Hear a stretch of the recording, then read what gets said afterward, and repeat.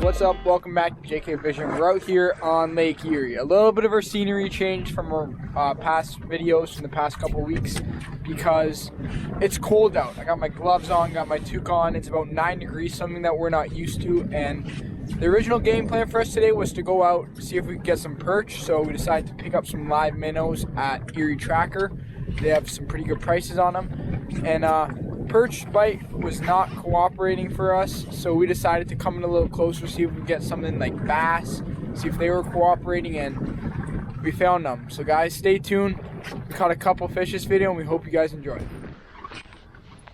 Well, I hooked up on the live minnow, just took it and ran. Oh my goodness, this is a ginormous smallmouth. Not giant, but he's good. He's very good, Johnny. He is very good. I'm fighting. Very light drag. Look at the sonar, you see him darting everywhere. Yeah. Beautiful bronze back, football, folly, whatever you want to call him. You call those things folly?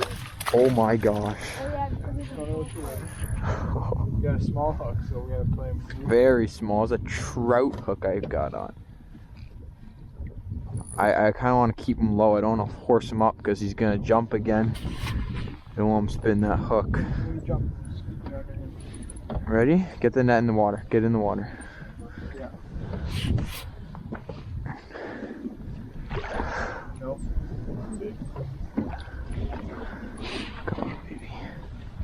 I'll get a second life. Come on, Johnny. Nice job, Johnny. I'd say, do you have the scale with us or no? Yeah. We do? I'd say almost 5. I'd say, yeah, close to 5. That's, look at the size of that thing. That's a good fish. See how thick the mouths on the smallmouth compared to the largies. Okay.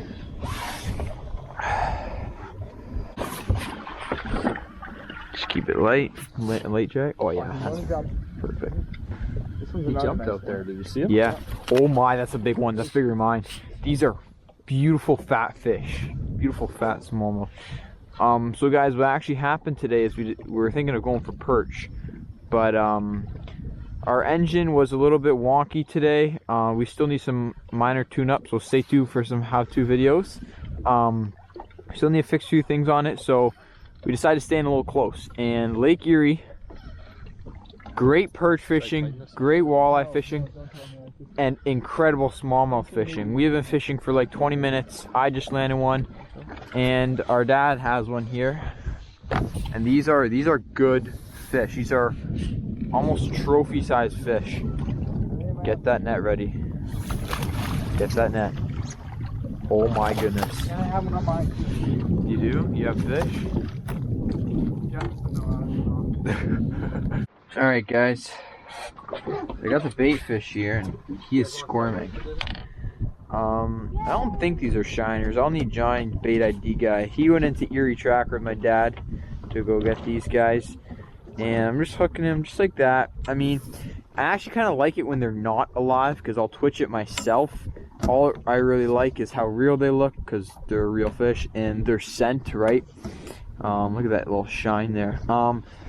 When they're alive, I find they kind of like shake off the hook sometimes because their mouths are so fragile. So I'm not worried about hooking it in just the upper lip so it stays alive. You know, I'm just hooking it through both so it doesn't squirm off. I'll just take it. My hands are freezing right now, guys. It's like 7 degrees out. Get some line out. We're in about 30 feet of water. On some structure, we got some rocks underneath us, really good drop off from like 20 to 40 feet. And all I'm doing is I'm letting her down. There, got bottom. and I feel bottom, and basically I'm just gonna let it sit. Kind of like lift up a couple, and then I basically work this as a drop shot. I mean, we have our drop shot plastics here today, but we have the real thing. I'm not gonna use plastics, you know, so this ain't a tournament. I'm trying to catch as many fish as I can, have some fun, and use what's at my disposal. So Oh, he's coming jump. woo! Dancing. Get the net, unless you want to boat flip him on your 6-pound fluorocarbon. Are you finally fishing a light drag, Johnny? Well, cause I got to. Holy, he's smaller, but he's more acrobatic. Yeah, they're not pulling right now. That was a pretty cool take. Yeah, I was watching your rod there. So the first time I did get hit was actually a hit. Oh, whoa, that's good. Keep him in the Yeah, water. he's smaller, but he's still not a bad fish. Oh, he's on. Here, go. Try and swim. Once again, the live bait gets it done. Gets it done. Do you have a circle hook on? Yep. Circle hook. She is full of energy, we'll say that. We got her. Whoa. This one came up pretty fast, but that's This a one is nice. gorgeous fish. Heavy. I know what that's from. Maybe another bass or lamprey. I don't know if they have any lampreys, but look, all the scales too are messed up. It's probably gonna Yeah. fight at some point. So Yeah. You know, you guys may be saying we're cheating using live bait, but you know what? We came out for perch. We came out for a different species. We're not prepared at all for smallmouth. We're at a huge disadvantage. We don't have any trolling motor to hold our spot. We don't have any high-tech sonar. All we're doing is dragging live bait or drift fishing, just like in Florida, guys. and it gets it done. And gets it done. It's cool to use one technique from one place and apply it to another place and have success. Fishing here? Gotti. Another one. He's small and he's coming up. He's gonna jump. Oh! You can see the line raise. Start go. Oh, whoa, whoa, whoa, whoa! Start coming out of the water as they're getting ready to jump. And these fish, the way they hit it is, it's not a nibble. It's your rod will just slowly start. Your tip will slowly start going down. Right? All right, we're bringing them nice and slow. These fish are very tired. Not tired, but lethargic from the cold weather. Thank you, dictionary, Johnny. I'm slowly just gonna guide him in the net. This is 6-pound line, and I haven't retied from the first fish. So this is really, I'm running this like good night net job. Look at how you got him hooked. Look at that. Look at that. We're gonna push it out. Outside of his mouth. Barely even in. There we go. No, I can grab him out of the net. Keep that. I'm gonna show you something. So when you got a fish, especially in cold water, keep him in the net. I remove the hook in the net. Now the hook's wrapped around him. Hold him over the boat in case he jumps. Here we are. I still can't feel my hand. I'm holding this thing. I can't feel my hand. Oh my goodness. That's a gorgeous fish. I'd say this one's closer to like 3, 5, 4. Not the biggest one. Pretty big. But chunky. It looks like they're about, every time I hold them, I can't, it's hard to show you, but see, looks like they're about to poo because they're so thick at this time of the year. Yeah. But I don't know. I'd love to like measure these things compared to like an actual football and see like how big they are. Can I see him for a sec, Joe? Beautiful fish. Johnny, let's see them. Reason why they call them footballs. Honestly, I could probably spiral this thing. Throw them over them there mountains. Alright, nice job. Alright guys, as you can see, we're deciding to head in. Getting a little choppy, sun's going down. Beautiful evening. However, we are going to do a catch and cook for you guys. We'll show you how to clean and cook the bass. So stay tuned, Chef Johnny. I'm going to show you another cool recipe.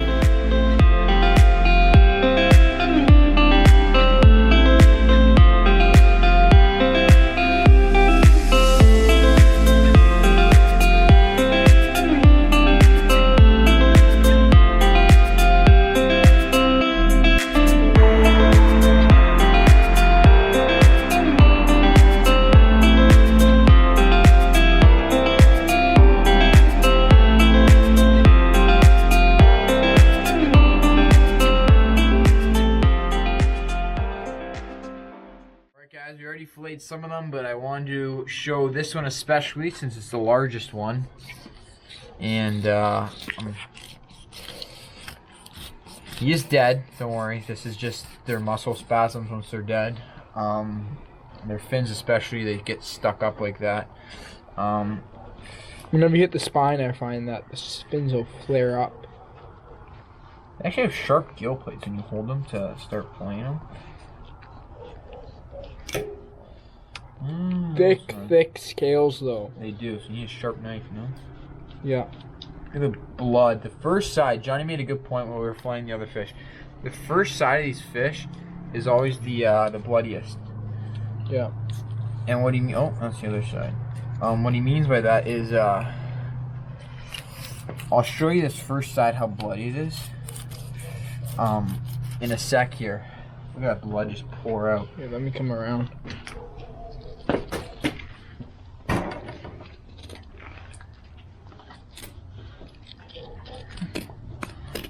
See how bloody that is. The second side, guys, the meat looks as white as a walleye. It's unbelievable. But the first side, it kind of looks like Yeah, a walleye with a little bit of blood. Makes an irritating sound. Jeez. The Yeah. tail, we were examining the tail on this thing too. The size of the tail on this fish, those are some tough pin bones. They actually, the pin bones, once you go over them, I'm going to show you here on these bass. Same with the largemouth. They go up. I'm going to show you why I'm kind of like struggling here. Because The pin bones come off the rib cage. they're extremely thick. Okay, they go up, and then watch this. Okay, they go right back. Like the meat goes right back down into there. You cut up and then you gotta slice down like a hard slice. All right, so see what I mean? Look how I was able to go back down. These are bones that go up here, and there's almost rib cage that goes down there. They're extremely weird in that way, but you get a ton of meat off them because of that. I think that it's just the fact that because they have such a high up rib cage, their pin bones are still in the same spot as they would be on a normal fish, but they're just coming off the rib cage because the rib cage goes so high. Oh, I don't know any of that, Johnny, but okay. Now if I could just cut this off. So there you go. Look at all the blood. Since we have bleeding out, blood is pooling there, but We're lucky that it's not on the meat this time. I'm very happy with that fillet because I cannot feel my hand right now. But I'm gonna quickly skin them for you guys. Actually, you know what? Where is he? This isn't a skinning knife, but it is longer. And it's a lot less flexible too. Yeah, because these fillets are so wide. I need a longer knife or else I'll screw this up. Oh, this hurts. My hand. It's so cold it actually hurts. You know, it'd be a smart idea, which we'll probably do after this. Get a bowl of warm water to bring out here. I don't think that'll do anything. It's the fish is just so cold.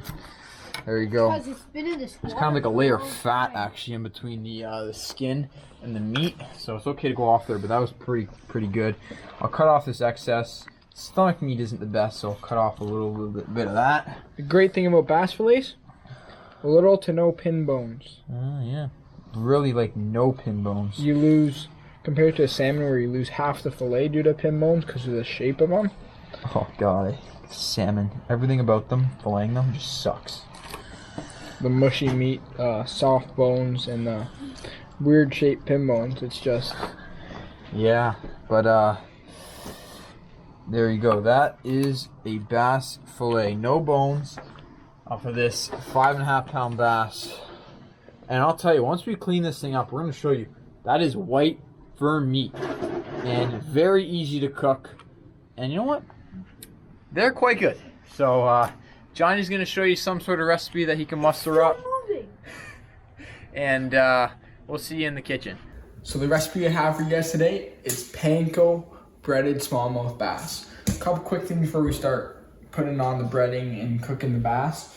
We have to clean it up a little bit, and the smallmouth bass we noticed have had some fat on them. The fat, you can tell it's different. It's white and it's like a little bit rubbery and stretchy. kind of like that of a sheep's head that we found, and you just want to peel that off or cut it off with a knife, whatever you feel comfortable with. And then for this recipe, we are going to cut the fillets into smaller chunks in order to fit them in the bowl to marinate it. Next, we got our bowl with an egg, and we're just gonna crack an egg into the bowl. We only need one because we don't have too much fish. We got the egg in the bowl, and I like to use a fork when mixing eggs just because I find that whisks, they're not really good at puncturing the egg and actually mixing it up. So we're putting one egg in there, and it's not like making scrambled eggs. You don't want to add water to it, otherwise it won't stick. And the purpose of it is to get the breadcrumbs to stick to the fish with the egg. And then I'm going to take some breadcrumbs and sprinkle them on a plate, just like so. And before we put our fish in the egg, I'm just going to pat it dry in a paper towel. And then we're going to put it in the egg and get it all eggy.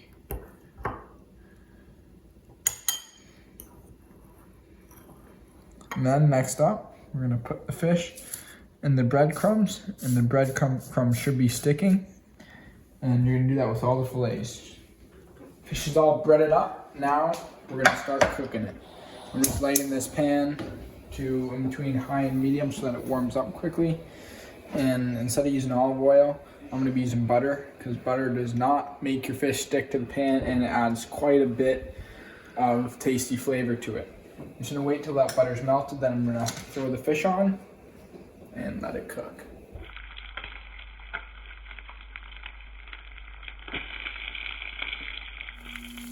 So we're taking it off the grill now. One very important thing is make sure you don't leave it on too long because it will burn.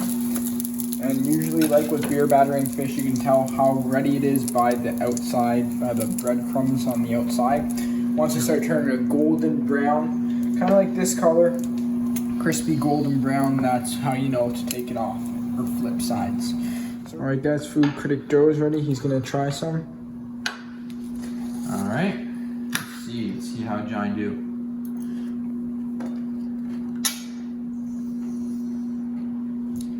That's very good, very good. Chef Johnny, that's an 8 out of 10. That's pretty good for him. Yeah, that's really good. No seasoning, literally just these panko breadcrumbs on butter on a pan. That's all it is. Very simple, and that's really good. We actually learned this recipe.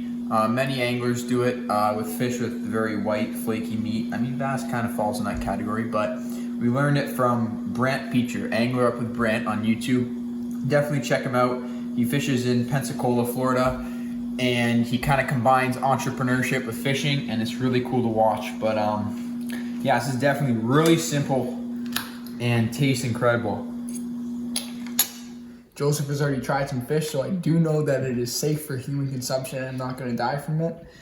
And I'm going to take his word for it, saying that it's pretty good, and I'm going to try some myself. As much as I hate to say it, Joseph was right.